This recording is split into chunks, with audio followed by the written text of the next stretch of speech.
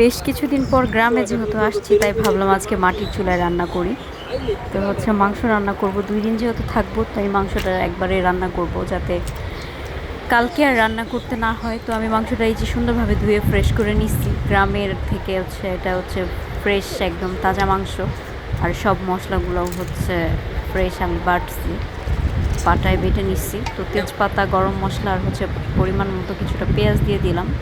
আর এখন দিয়ে দিব হচ্ছে তেল। মাংসটা যেহেতু এমনিতেই তেল আছে তাই আমি তেলের পরিমাণটা একদমই কম দিচ্ছি।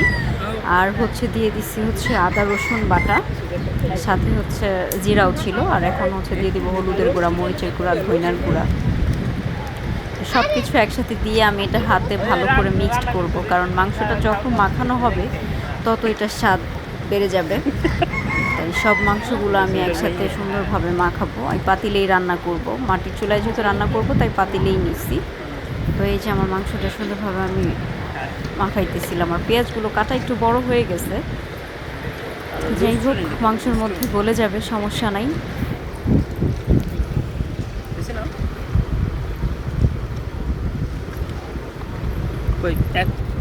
তো আমার মাংস মাখানো শেষ অলরেডি। এখন হচ্ছে মাংসটা বসাই দিচ্ছি, পাতিলেই বসাইছি, কারণ হচ্ছে মাংস এখানে পরিমাণ একটু বেশি ছিল তাই পাতিলেই রান্না করতেছি।